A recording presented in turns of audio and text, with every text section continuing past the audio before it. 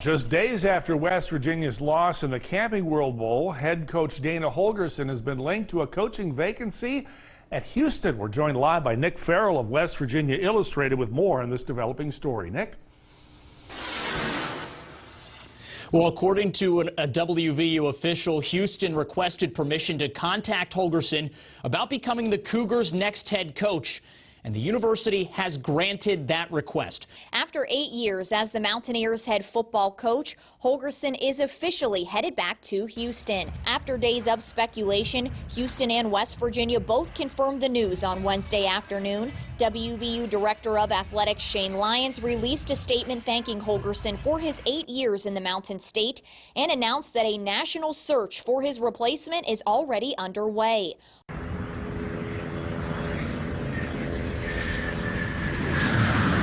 Neal Brown, the new head coach of WVU football, officially landed in the University City this evening. A few hours after his arrival, he held his first team meeting at the Pushkar Center.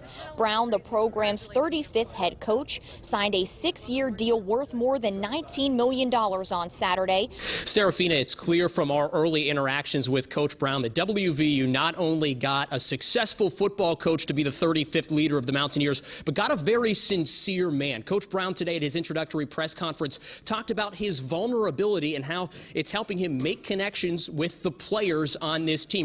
We're going to work, we're going to compete, we're going to have fun. At the end of the day, we're going to make you proud. As he was introduced today as WVU football's new head coach, Neal Brown says the last few days have been a whirlwind for him. The former Troy football coach is now the 35th leader of the Mountaineers, but he says he hasn't watched any film on the new team he's taking over. Instead, Brown has focused this week on building relationships at WVU with his returning players, recruits, and support staff. You got your guy, Shane, in Neal Brown, one of the only coaches in FBS to win 10 or more games in each of the last 3 seasons. Why was he the right fit for this position? Well, Nick, I tell you, we've done a lot of homework before we even started this process. You've heard athletic directors talk about their list, and I had my list. I've kept an eye on a number of coaches, throughout the years. And Neal was always on that list. The last couple of years you mentioned about his record of 10 wins in 3 seasons and his wins in bowl games. So I knew it was somebody I wanted to focus in on and zero down on. Does his personality, Shane, make him unique in that way, as someone who wants to have fun, as someone who wants family to be in the forefront of what he does in his coaching career? I think it does. It's sometimes we focus too much always on the end results. Results are important, we know that, but it's also the total package. And I think you get the results from the total package. Shane, give us your thoughts on the first few months of the Neal Brown era at WVU football. Well, it's going by fast. There's no question about that. You look back and you think it seemed just like a couple weeks ago, and it's, as you say, closing in on a month and a half here now. So, great expectations. We're looking forward to the spring game and what we have there. And, he'll be able to evaluate his players in the coming months to see what he has and continue to do his job. Welcome inside the Neal Brown special. Over the next 30 minutes, we will be taking a closer look at the path that brought West Virginia's 35th head coach here to Morgantown, including a stop in his hometown of Danville, Kentucky. This journey started for Neal Brown in 2003, the tight ends and offensive line coach at UMass, and now 9 stops later, the head coach here at West Virginia. From the moment that his family first touched down on a plane in Morgantown, it seems that people all over the state have kind of fallen in love with the genuineness that is such a part of Neal Brown. He spent a lot of time in blue-collar states, around blue-collar people. That's the way things are in West Virginia. We know that. It's also the way things are in Kentucky, specifically in his hometown of Danville, where there's a lot of people who are really rooting for him as he begins his first Power 5 coaching job. The owner of a deli in Danville, Kentucky, says Neal Brown knew he wanted to be a football coach by the time he was in high school.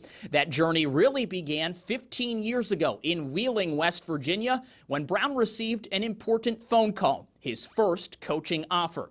Now, the people closest to him say Brown will still be successful at WVU because of the genuineness that runs in his family. My favorite time of the year is spring football. And what I mean by that, it's all teaching. It's all teaching. And the reason I got in this profession is to teach. He was playing in the Arena League, the National Indoor Football League, and he got a call from Mark Whipple, who had been his coach at UMass, and offered him a GA position. And he really didn't have anything. He was working, but it wasn't anything that he was really interested in or anything. So he ended up deciding to accept that and go up there, and just a few months after he was there, he decided this is what he wanted to do. I am very pleased that Neal looks on himself as a teacher. I don't think he ever wanted to be a teacher in a classroom, but I'm very pleased that he looks at coaching as teaching. I think he's just himself. I think he remembers what it was like to play and how he wanted to be treated. The biggest thing, I think, is that, he's a dad, and he's got kids, and that he sees how he wants them to be treated, so I think it's real important to him. When he was hired, we were very happy. It was something that he had hoped to do, but just very happy and very thrilled for it. When the family walked out, yes, tears came to my eyes. He's getting this really good reception. He has left Troy in a very positive way, and very proud. A new era of WVU football has begun, and today fans get their first glimpse at these new-look Mountaineers as the Gold-Blue spring game makes its return. There's a new man in charge. Neal Brown comes to Morgantown as the 35th coach of the Mountaineers, and the excitement surrounding him and his team is as high as it's ever been. Today, the final rite of his first spring as the Mountaineers continue their charge toward the 2019 season.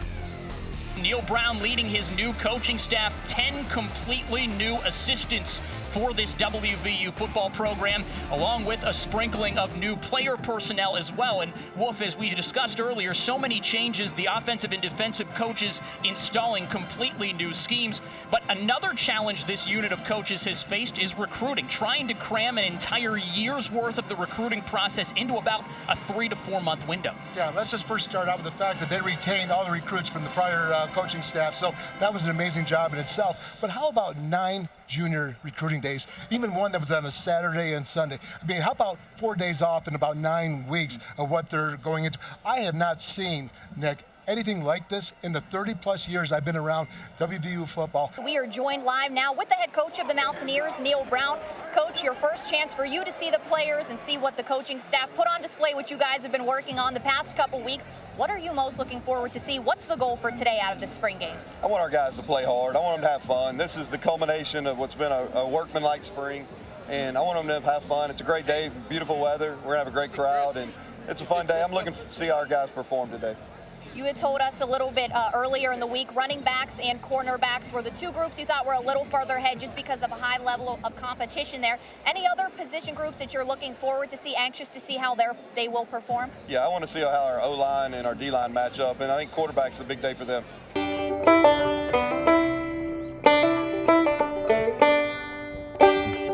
Hey, Mountaineer Nation. Hey, normally we're all about football, and this year is no different. We are fired up and ready for Coach Neal Brown. But I'm going to just say this. We're getting ready to attack the river. The adventures on the gorge, baby. The adventure, we're getting fired up and jacked. We hopped in our Toyota Tundra. Man, Coach is flying down in the plane. We're getting ready to go, baby. Let's get after it. Boom!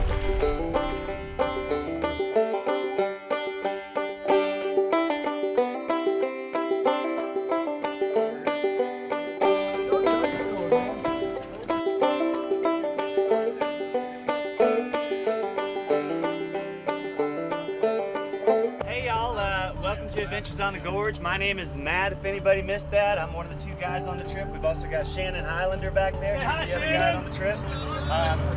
I think we're all pretty well aware we're going rafting at this point. All pretty good to go. They didn't know until last night. It was 10 o'clock last night. Oh, really? They thought he was fishing.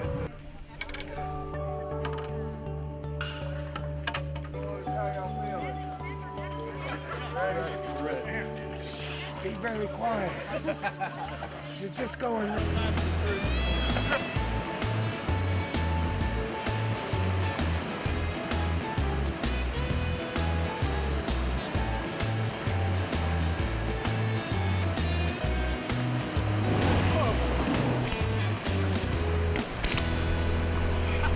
Coach, out here whitewater rafting on the New River. You know, this is West Virginia culture. You get a little bit of taste of it. I know you're from Kentucky, so you're used to this Appalachia stuff. But what did you think so far? First whitewater rafting, man. This is fun. This is West Virginia here, Wolf. Now, aside from going out there and actually playing the game, what are you most looking forward to your first game at Milan Puskar Stadium? The plan's to sing country roads. That's the plan. So you know, I think that our guys have put so much time and effort into getting ready for the season, and so I just want them to go out and have fun. Go out and play the game the way it's supposed to be played. Have fun. Put on a show for our fans, and hopefully celebrate a win at the end of the day.